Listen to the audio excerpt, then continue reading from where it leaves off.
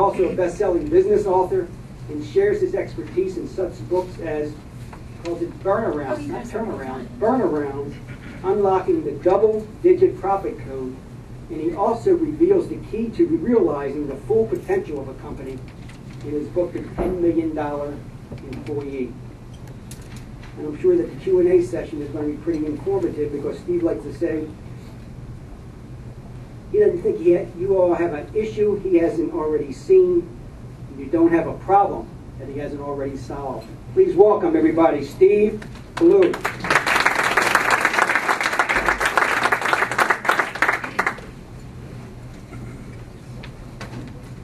Thanks, Doug. I'm actually older than I look. Sounds like I'm 80 years old, and sometimes I feel like it. Well, what's the last thing you want to do right now? Anybody, it's not a trick question. Tell me what the last thing is you want to do right now. Die. Honest to God, the last time I did this, I had the same thing. I was a group of bank executives, and that's the same thing that said die. Well, no, that's probably not the last thing you want to do right now. The last thing you want to do right now is stand up. Everybody stand up. The last thing I want you to do right now is go to sleep after you lunch. Okay, now here's what I want you to do. I want you to go around the room and high-five as many people as you can and tell them they are superstars. Go! Superstars!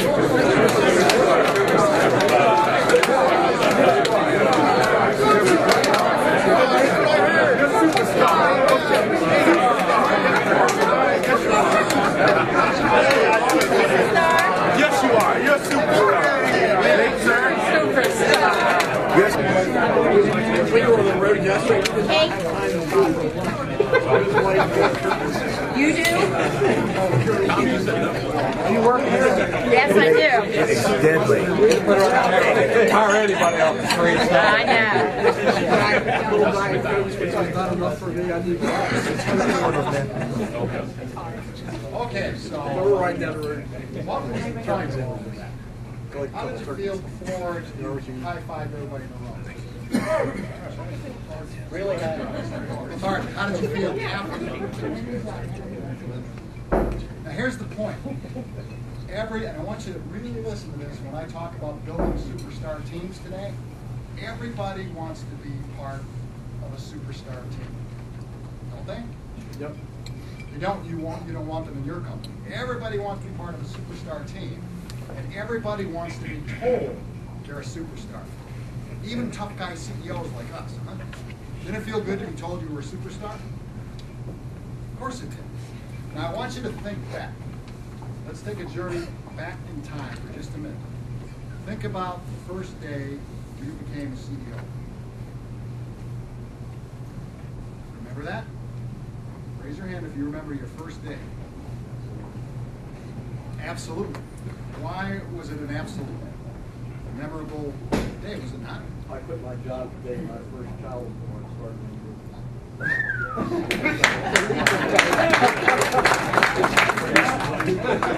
I have 15 kids. Think back to that first day that you were a CEO. How did you feel? top of the world. On top of the world. Nervous? Any other reaction? How'd you feel on your first day? Supremely confident? Until then, Think you have all the answers on your first day as a CEO? Well, there's this one guy who, on his first day as a CEO, was a little bit nervous. So, fortunately for him, his predecessor was still around. So he said, "Hey, Jim, help me out here, would you? It's my first day in the job. What do I do if I run into trouble?" He said, "That's easy. I've prepared 3 envelopes for you. When you run into trouble, you open up one of those envelopes. The first envelope is for the first problem you have. Open up the second envelope for the second problem you have, and then open up the third one when you have the third problem. Hopefully you won't have that many, but who knows, you might." Well, sure enough, a few weeks into his job, he ran into trouble. Stock price tanked. Shareholders were mad and were rebelling, and he thought, "Oh, okay, thank God I have an envelope." So what did he do? What did he do? You guys are smart. I knew you were going to get this. He opened up that first envelope, and inside the envelope it said, "Blame your predecessor." Works for me. Well, it worked for a while. Things got better. Stock price went up. Employees were happy. Shareholders were happy. But sure enough, before long, everything tanked again. And so then he opened the second envelope. You bet. Inside the second envelope, it said, reorganize the company. That usually works for a while, and it did for a while. But then the stock price tanked again, shareholders are up in arms again, and so he goes, oh my God, what am I going to do? Well, thank God I have a third envelope. You open up that third envelope, and in it, it said, prepare 3 envelopes.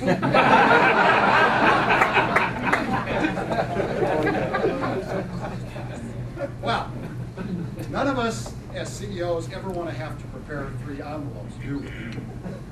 Well, I'm certain no one in this crowd will ever have that problem because you're smart. You do things like you belong to the CEO club to make sure you're always getting better and always looking for blind spots and always improving your business. It's the people who don't do that that end up opening up 3 envelopes. And as CEOs, we're all obsessed with growth, aren't we? Raise your hand if you're obsessed with growth. Of course you are. You wouldn't bother the CEO club if you weren't obsessed with getting new business and growing your company. So that's what we all do. But the problem is, statistically, growing is sort of against us. Stay down. Everything is sort of against us. 94% of all the companies in the United States never get past $5 million in sales. Are you $5 million or below? No shame in that, by the way. 96% of all companies in the United States never get past $10 million in sales. Raise your hand if you're under $10 million. This is my crowd. And then the numbers get pretty compelling when the number of companies that ever get past 20 million is about 98%, 98.5%. And the companies that reach 30 million, only 1% of all companies in the United States ever reach $30 million. It's what I call the revenue glass ceiling, $20 to $30 million for some reason. And I don't have reliable statistics on what the likelihood is of anybody in this room going from 4, 5, 3 to 10, 20, or 30. I can't find reliable data on that, but it seems pretty unlikely if only 1% of the companies in the United States ever get there. It's what I call the 1% club. If you want to be in the 1% club, give me your hand. Raise your hand. Who wants to be in the 1% club? Those that don't want to be in the 1% club, there's the door. Just kidding. Now, in my company in Miller, when I started there, a while back now, 14 years ago, we were $5 million in sales. This year we're about 25, and next year we're budgeting for 30. I can't talk specifically on what my profit numbers are because we're privately held and I don't have an NDA signed with all of you yet, but we basically quadrupled the profitability in the company during that period of time. So we quadrupled the top line and we quadrupled the bottom line. So we're about ready to get into that $30 million club, the 1% club. And we slashed inventory and labor costs by 50%. And another statistic you'd be interested in is we lead times from months down to minutes. Now, Doug asked me to tell you all how I did that.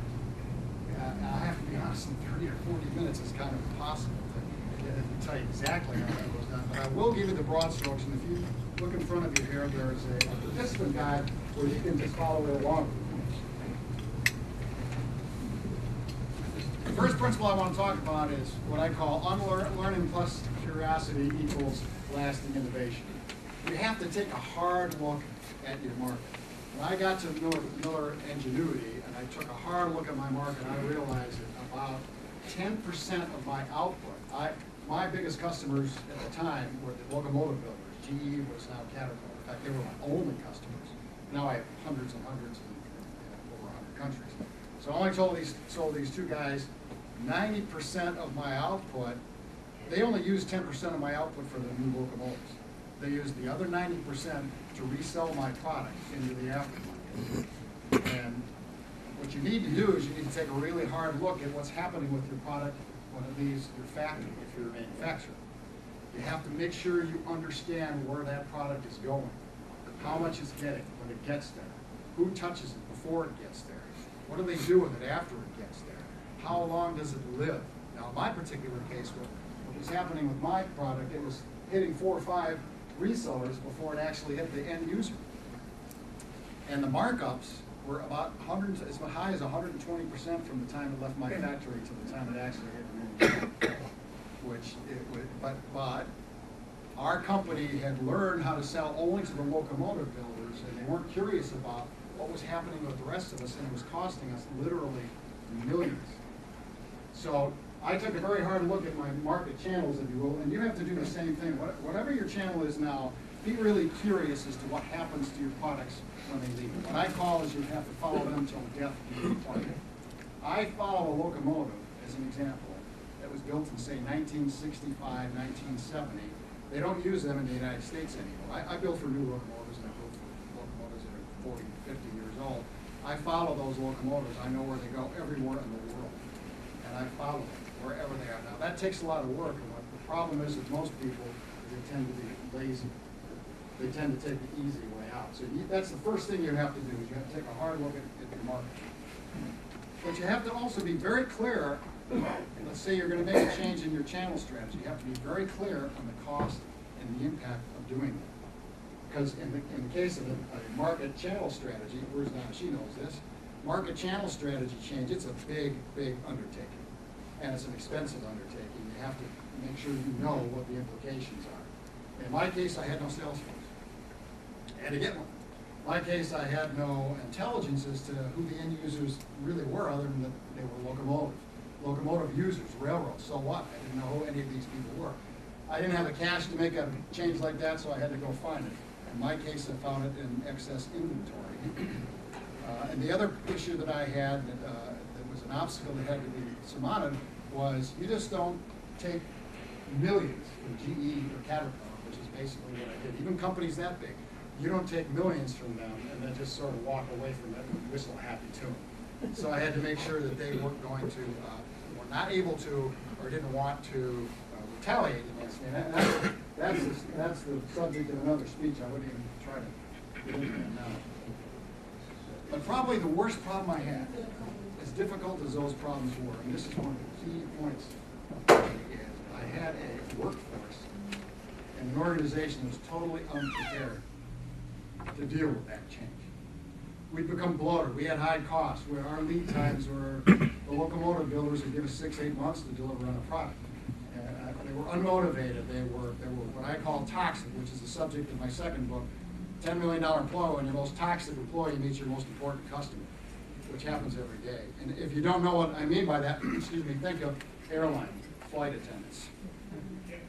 Anybody ever fly business class here? Okay, who do they put up front in the business class section?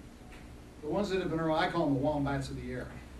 The ones that have been around for 30 or 40 years or 20 years, and they basically hate their job, they hate their supervisor, you. And so that's a perfect example of what I call a toxic employee. And what I had in my case is I had all kinds of toxic employees in an organization that wasn't ready to make that kind of change. So that's the first. The second principle that you really have to understand is you have to build yourself a Cirque du Soleil team.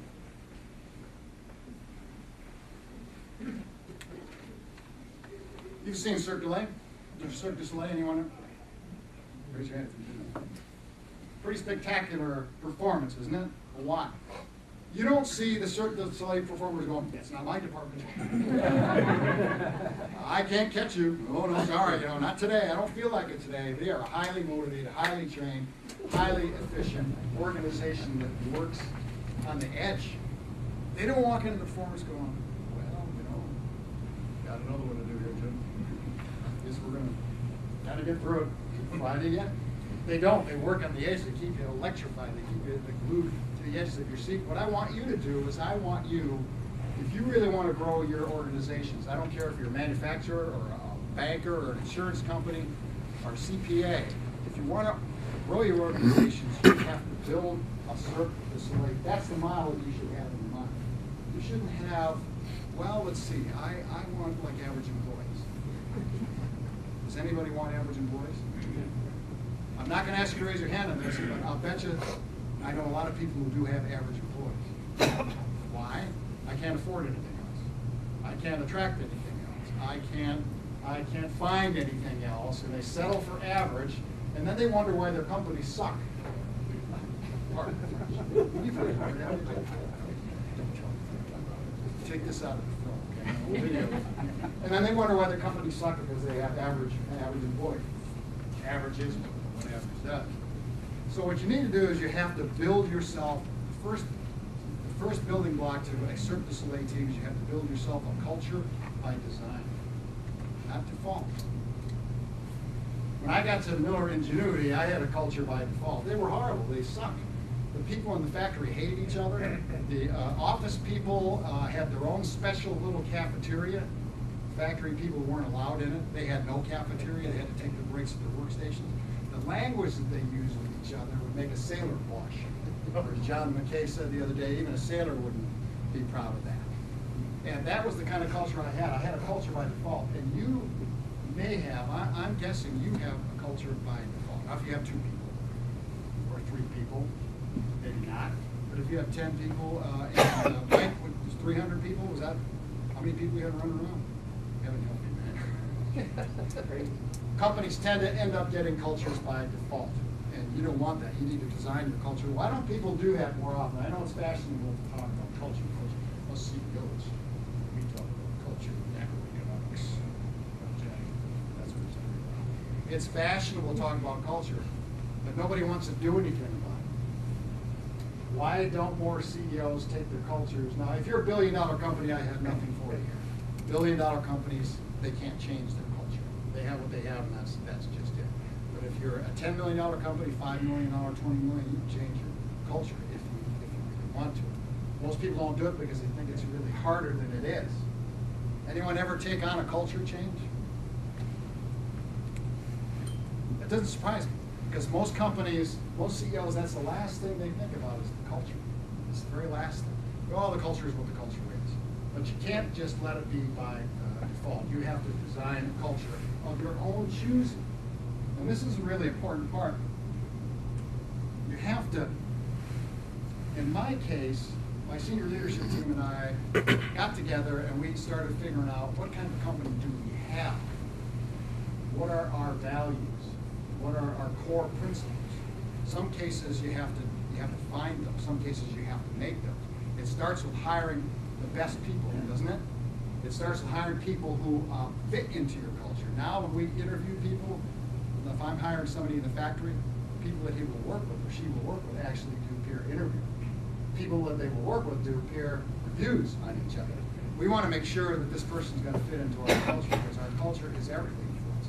A lot of companies don't do that. They just end up with whatever culture it is that they have, and they just don't pay any attention. I'll give you a couple of ideas, a couple of quick examples of how strong our culture is. Twice since I've been there, one of our employees lost everything in a disaster. One was a flood, and recently it was a fire. And it was right about the time we were having the all-employee company golf out. Some people have picnics or whatever. Our employees came up to us in both cases and said, would you be willing to take the money and give it to our brother, give it to our coworker, give it to our teammate? And we'd say we'd be happy not to have that golf outing. I mean, here, you know, some of these are factory people. You got beer, you got brats, you got golf, you got the day off and pay. And they chose to come to us and say, we want to help our friend out, our neighbor. The other thing is, I'll mention briefly, is that when we do celebrate our values, which we do every quarter, an employee gets an award for whatever the value is that we want to focus on in that particular quarter. And the cool thing, but that's not the cool thing. The cool thing is their fellow employees nominate them. And you know what? Almost every single employee gets nominated every quarter for one of these values. Now, how cool is that?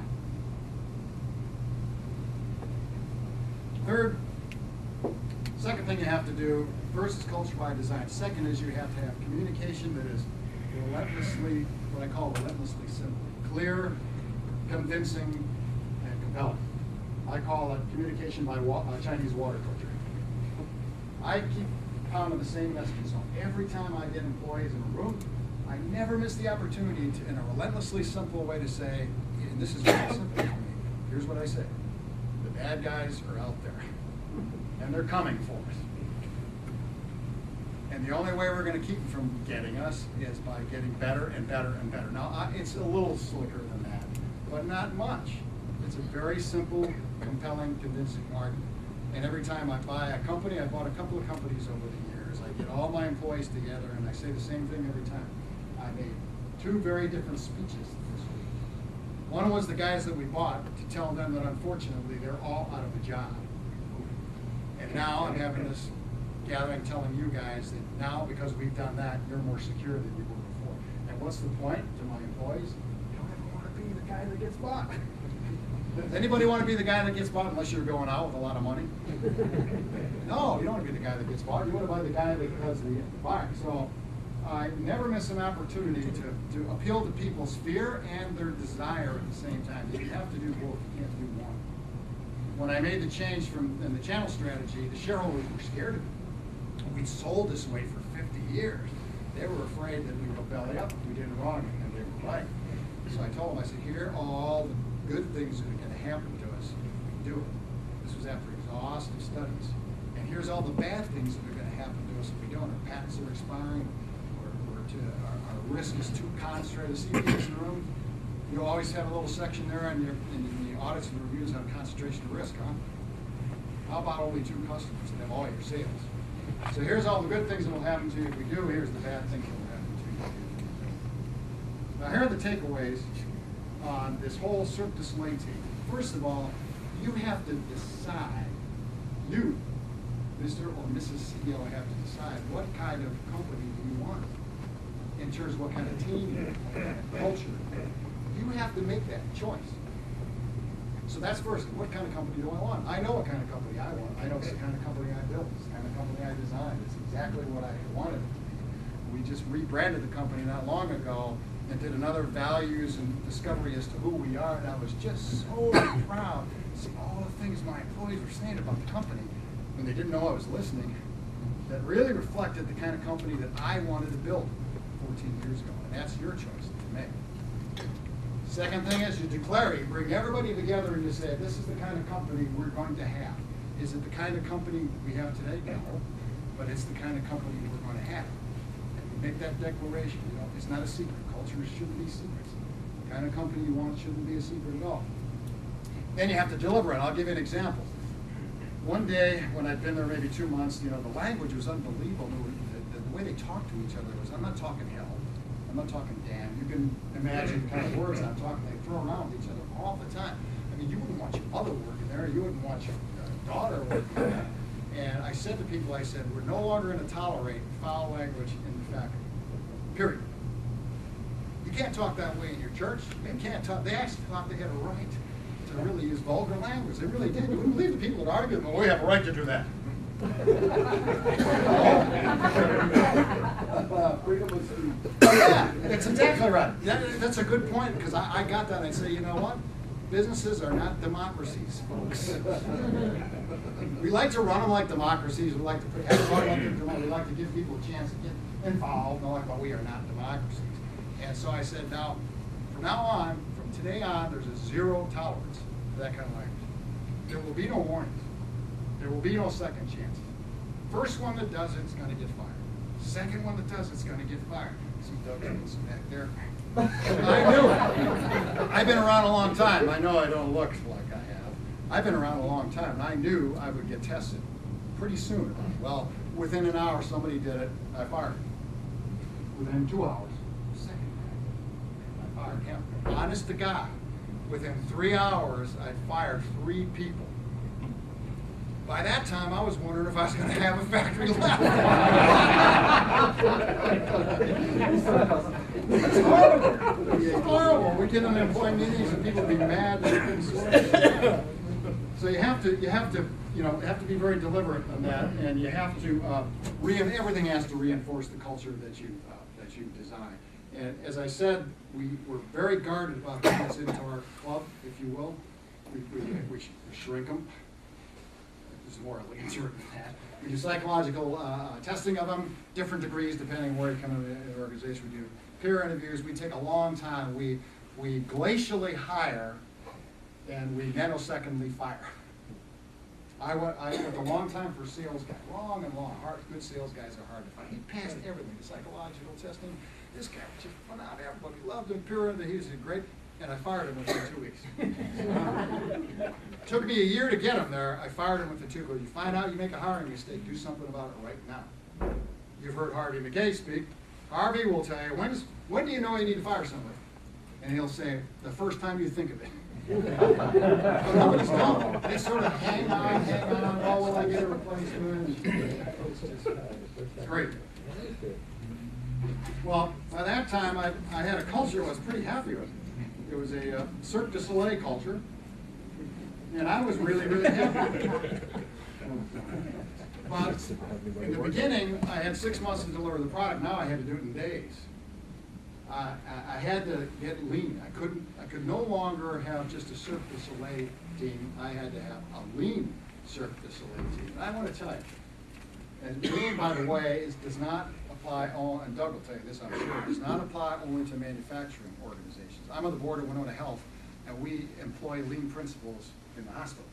Try to get a doc to talk about his productivity.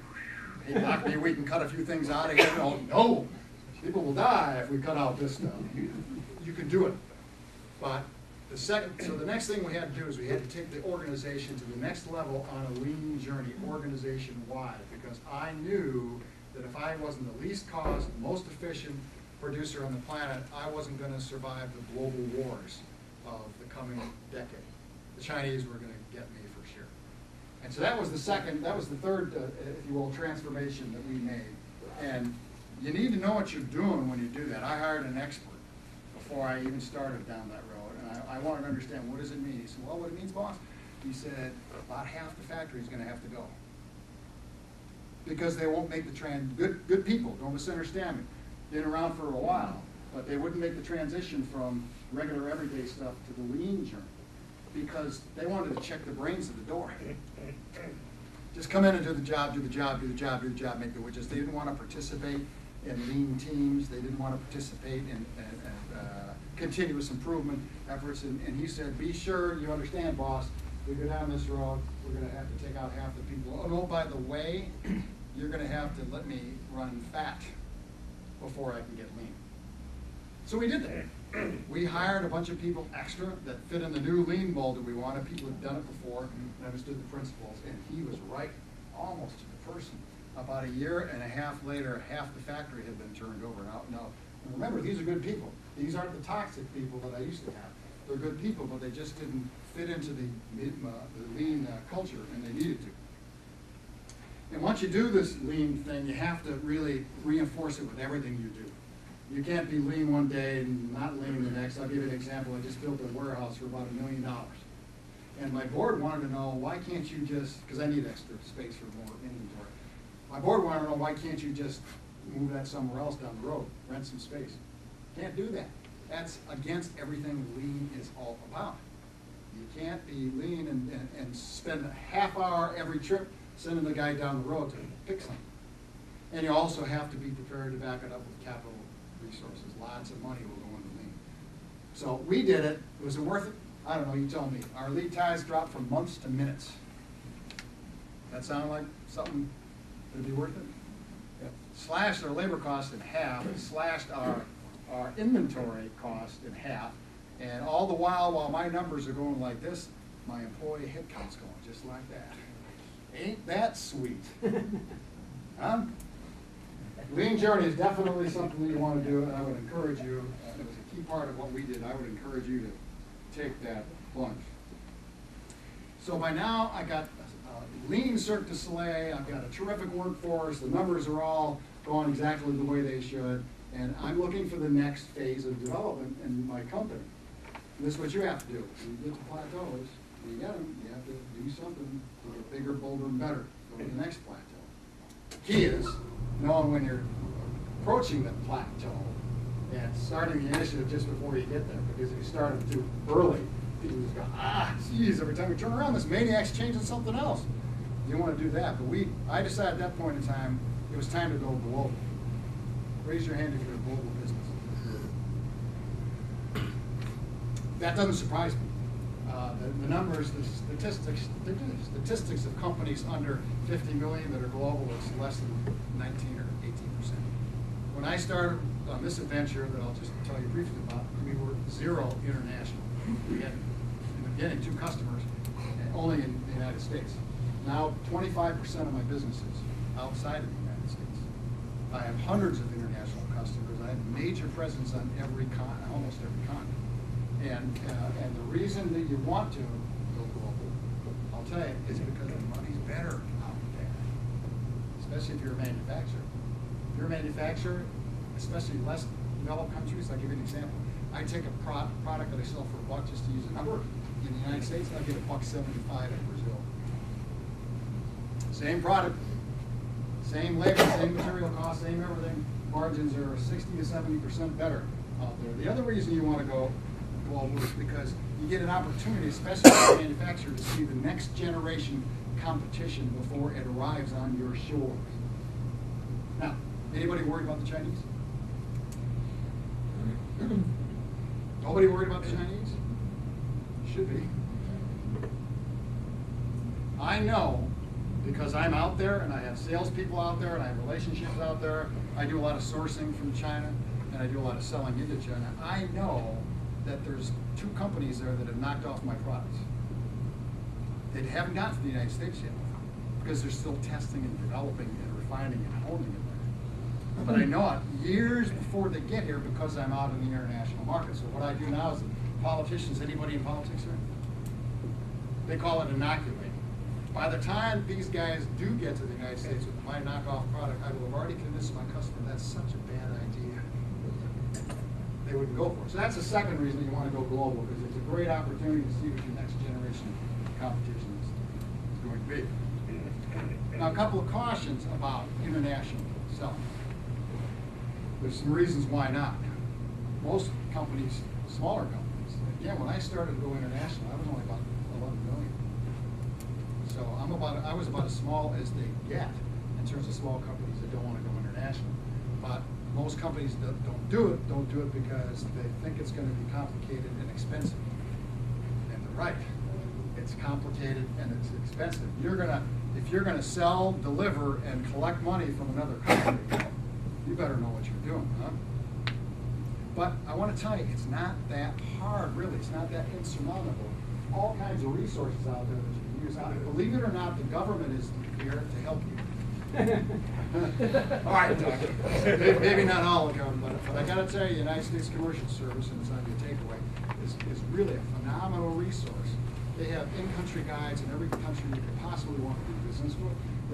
Chances are they've already done market studies on everything you do and sell, and who sells them, and who the suppliers are, and what the market size is in any country that you want to go to. And they can make personal introductions. They're really, really good. When I first broke the Egypt market, I broke it through a U.S. Department of Commerce, an in-country person, but someone from the commercial service. And I've done it in a number of other countries. So that's a really good resource for you. And I would encourage you to understand what the ground rules are before you do it, because they're kind of complicated. You know, as an example, you better make sure a customer's creditworthy in an international market before you start selling to them. Because are you going to go to India and collect the money? No, you're not going to. Are you going? They live under a whole different set of, they call them Incoterms instead of your standard, FOB kind of terms that you get in the United States, are all kind of different over there. And their invoices, they want their invoices a certain way. Mexico's probably the worst. Brazil may be the worst. You have to have the way you standardly invoice, forget it, can't do it. You'll have a different, that'll drive you nuts. You have to have a software program for this, because otherwise you have to hire an army of people to keep up with it. You have to have the invoice a certain way. Every country has a different way to have things invoiced. So these are all the sort of intricacies of selling international, and it's why some people just never want to make that trip. Doug and I were talking about this earlier, and it's true for the United States, but it's especially true in international markets. The most important thing you have to remember is it's the relationships, stupid. It's all about relationships. First of all, let me tell you that the ugly American is alive and well in most countries outside of the United States. They don't like us. Who gets around here? Anybody travel internationally? Am I right? Yeah, we got a couple notable Australians ones. Howdy, mate. Where you from? How you been? That's about the only one. Everybody else either doesn't like us at all, hates us, or is deeply distrustful of us. And so when you go into a country and try to break into the international market, the very first thing you have to know is that's a problem. So I have to really work hard to fix it. I have a joint venture in Rio de Janeiro. Not my fault. That's where it is. I mean, could have been in Cincinnati. And I've got a terrific relationship down there. It's been a 10-year relationship, and it's what I'll call a joint venture light. It wasn't an overly complicated joint venture in joint venture terms. In the United States, I could have done that in 2 months and 3 meetings and been done. It took me the better part of 14 months to get that done in Brazil, because it was all about the relationship. They didn't trust me, and they weren't going to. We had an agreement that was hung over. The lawyers just loved it. It was just miles and miles and miles of T's and C's, and because he didn't trust me. And over the years, I've gone out of my way to build that, Roberto's his name, build that relationship with Roberto. And he went from not trusting me at all 10 years ago to last year, he invited me to his daughter's wedding. This is the kind of relationship that you want to build. This is the kind of relationship you have to have if you're going to be successful in international markets. Well, that was Miller's journey of success. But journeys of success never really end, do they? You wouldn't be part of the CEO club if you didn't believe it. Journeys of success never end. Last year, I announced in my relentlessly simple communications methodology that we were embarking on the most audacious and adventuresome and far-reaching initiative yet, because I'm not happy with 30 million. That's not enough for me. And I said, we're going to, in my relentlessly simple way, I got everybody together and I told them the story of the Kindle and the Twinkie. I had Twinkies out on everybody's, where everyone was sitting, there was a Twinkie there. They're worth a lot of money now. You can sell a Twinkie on eBay for like $50. I got cases of them because I told my secretary, go to Walmart, buy every Twinkie you can. Get them all. I want them all. I had a Twinkie and everything, and I had a Kindle in every seat. And I said, here's the situation. You all know what happened to the Twinkie, right? It's just horrible. I mean, the drivers that had Twinkie couldn't carry ho-hos. It was just horrible. American Icon goes right down the tube. I said, we are more like the Twinkie today, guys. Here we are. We're a successful company. Wildly successful company. And I'm telling them we're more like the Twinkie than not. We're certainly more like the Twinkie than the Kindle. And so I drew the analogies about the Twinkie, was this, and we're more like that. We need to be more like Amazon. And we're on a journey now to make our company an innovation solutions powerhouse. I don't have the time today to tell you everything that we've done to make that happen, but we're plowing a lot of money. I hired the ex-chief culture officer from QVC. How weird is that? You know QVC? Hugely successful, $5 billion in sales. So I hired this guy as a consultant. I didn't hire him as an employee. His name's Steve Van Halen. I don't think it's any relation to Van Halen. Guys like Doug and I, we remember Van Halen, right? Doug? I don't think it's any relation. And so to take Miller Ingenuity from a component supplier to an innovation powerhouse is going to involve what? Exactly right. You don't just make the declaration that you're going to be the next generation Amazon of the railroad industry and hope things work out okay, do you? We have to now have a culture of innovators. We have to have a mindset of innovators. We have to have people. We have to be able to. We're building in our building what's called a creation station. We're giving people a half hour a day on our time just go in there and think about stuff. How weird is that? Right? Go in there and think about stuff. And then if you have an idea, let's talk about it, we'll do it. I threw that $5,000 bounty down last year.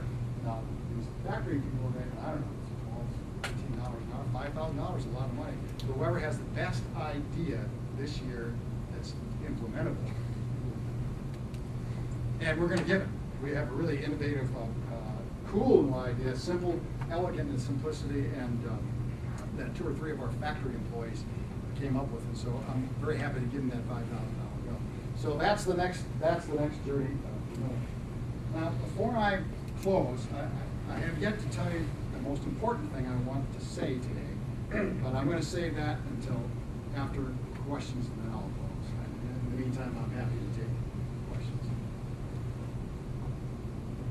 39 minutes, 40 seconds. Questions for Steve Blue, everybody. Who's got them? All right, tag him, lady. You said you fired people for cursing, but I know in Maryland, you know, if you go through all the HR seminars, they say you got to give a warning, the second warning. I mean, sometimes there's people I'd like to fire on the spot, but you can't. I mean, from what I'm told, you have to show a history of giving some warnings. So how did you get around that? Well, there is an exception to that, by the way. Generally, it is true you have to give some warnings. If you don't want to lose a lawsuit, if you don't want to pay unemployment claims, workers' comp claims, all generally that's true. But what if an employee comes up to you and shoots you in the stomach? Do you have to give a warning? No. Now, who's in the HR? It's your benefits. Okay. You seem like a non-traditional HR person. Most HR people, I call them health and happiness department. They're in the business of making people happy, right? You're not. You're in the business of making money. So HR will always can't do that. Can't do that. That'll make people unhappy. Well, it'll make sure, absolutely right. But imagine that in a situation with my swearing. How did people feel about that were the swearers? The moms and the kiddies. How do they feel about that to work in a toxic environment like that? And what a statement. So I was willing to take. So I made the declaration that this is one, I didn't use the analogy of gunshot, but this is one. There are some absolutes where I don't have to, and I have a good label there too, by the way, where I don't have to give them. And I'm declaring this as one. Attendance issues, productivity issues, sure, those things you have to be warning and so forth. But always tell your labor lawyer, any labor lawyers here? Always tell your labor lawyer, tell me how I can make this happen, don't tell me that I can't. Because a good labor lawyer, a bad labor lawyer will always say you can't do that because you can sue. Sometimes it's better to take the suit, isn't it? If you make a statement and people go, wow, this company is really now a cool place that I want to work. You make a statement, take a risk. You could have been considered a hostile environment. Could have been Exactly. sued for that, people were threatened or they didn't like it, or females. I mean, so you had taken action, you prevented that. Exactly right. The problem was, and here's where most people get hung up. It's been that way for 50 years, and so any good HR person or lawyer can say, you can't change something that's been done. Yeah, I can. I'm making a declaration right now from this day forward.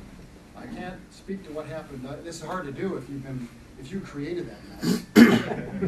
Easier if you didn't. From this day forward, this is what we're going to not tolerate anymore, and then you just go from there. Then you have to be consistent. That's why I had to keep firing people until it stopped. And I have so many people come up to me that are still with us in those days, how thankful they are that we cleaned that gutter up. What about, you talked a lot about the factory and the turnover and in your evolution. What about management and your executive team? Oh, that's a great question, Donna. I turned them over like 3 times.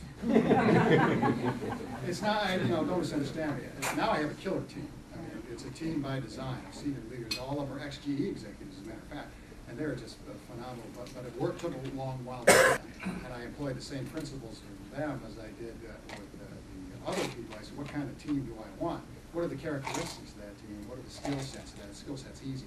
And what kind of culture I want to build there. And one of the things that my team found the hardest, and you'll run into this, my old vice president of sales would go, my job is sales.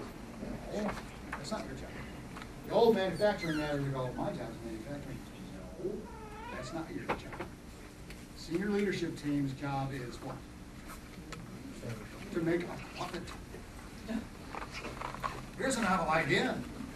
Make a profit. That's your job. My job as a CEO is to lead the team. It's not my job to run the company. My job to lead the team, and it's their job. So they had trouble with what we call Team 1. They said, you know what? Sales is my job. Engineering didn't do it. I'm sorry. Not my fault.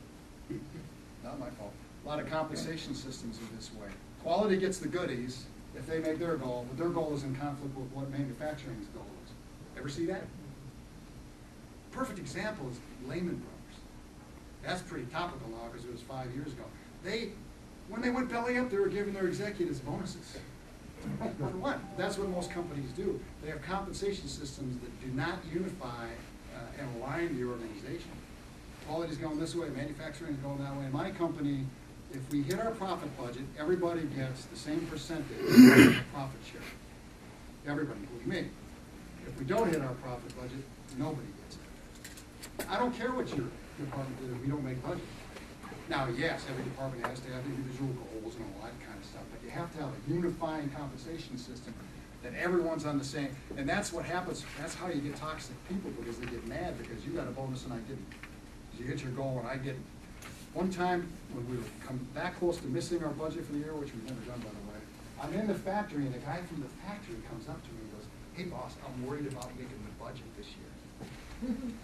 How cool is that? A factory employee worried about it. Is there anything I can do, boss, to help us do that? That's a unifying compensation system. Short answer to the question, right? Yes. Tell us more about your creation station. We have a very similar. We actually put a question on our board, and all of Yeah. us voice throughout the day kind of stop in and share ideas. Yeah. Tell us more about that. That's a good point.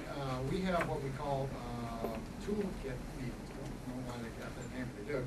Where everyone gets together in groups in cross-functional areas, and what they do is they brainstorm and they write questions. There's a question sort of the week. And when it first started out, it was like, why come the cafeteria only has black coffee in it? And now it's a lot more as it progresses, because the innovation journey with employees, you have to take that in steps, baby steps. And so we do that in a lot of our toolkit meetings. We throw out the questions, and then what we've done is we've taken people to the Microsoft headquarters. They do tours. They're happy to do it. I'm trying to get one lined up with Amazon.com. We just sit around those people to see what they do and how they do it. And then we just throw them, let it hang out, throw them on the creation station. Somebody's responsible for keeping score of what was done there. But it's time that I pay for, and that they're supposed to, and they're asked to and expected to think. It's weird though, manufacturer taking factory employees to Redmond, Washington. Wow. I'm lucky I still got a job at all. Yes. I've got a question for you. So I agree with much of what you say, but I'm also kind of a control freak. So how would you apply your thoughts to an organization where we're a volunteer, where we don't have control over the makeup of the group? Say a board that you're on, where there is mediocrity, and yet it's there by a volunteer nature, not by a choice. I serve on a volunteer board too, by the way. I'm the chairman of the Illinois Health Finance Committee, and so I know exactly what you're talking about. There have been people from time to time. My Brazilian partner is a great example. Says, "Why don't you just buy 100% of that company, then you'll have control." No, I won't have control. Control is an illusion. Influence, Doug is going to agree with this, I know it. Influence is all you have. You can't today. You can't control anybody. You're fooling yourself. You just have to create the environment where you're influencing people to do what it is you want them to do. And how do you do that? Generally, assuming that this exists, they appeal to their fears and their desires, and get them to want to do what you want. It's a short answer to a complicated problem. I understand that, but I'm a control freak too. It drives me nuts just to let my senior leadership team drive the company. I let them do it, but I just get the figures. But I will tell you this, I know every day where we are in sales and orders. Every single day. That's the extent of my control freak. Any other questions for Steve? Steve, how is technology impacting your company? You talked about a little bit about the manufacturing technology. Yeah, of course, manufacturing technology is quite a bit different than it was 10 years ago. And we pretty much stay out on the leading edge of manufacturing technology. We've got processes now where we make some plastic parts, high performance plastic kind of parts out of what's called urethane. We cryogenically freeze them and trim them that way, and so we stay out on the leading edge in manufacturing, because I know the Chinese are coming, and I know when they're coming, and I have to be ready to meet them, greet them. Well, let's not call it that. Let's call it that. Meet them and greet them when they get here. So we're very much at the cutting edge of manufacturing technology. One of the things that keeps me awake at night, and I'm sure you all have one of these too, is there's somebody, this is what I tell my employees all the time, somebody's sitting around in a room right now figuring out how to put a bulletin board into it. We'd be sitting around going, yeah, we can get this guy's market share, we can enter that space. Yeah, right, we can, but tell you what, they're sitting around talking about the same thing with us. And very likely what will happen to us if we're not careful in identifying advance is somebody in an adjacent industry that does like what we do, but does it cooler, faster, way better, way cheaper. They'll move in, and that will be probably our second to the Chinese. That will be our biggest threat. So we pretty much watch out for them. Other than that, the rail industry is not known for big changes in technology. The only big technological changes they've had over the years is now their engines are EPA compliant to a much stricter carbon dioxide and nitrous oxide standard than they ever were before. And that was not by choice. That was by government. Great job, Steve. Lou. Thank you. One quick thing. You got to build that Cirque du Soleil organization. You don't do that, nothing else you do. Thank you, Steve. Steve, Halloween party, everybody.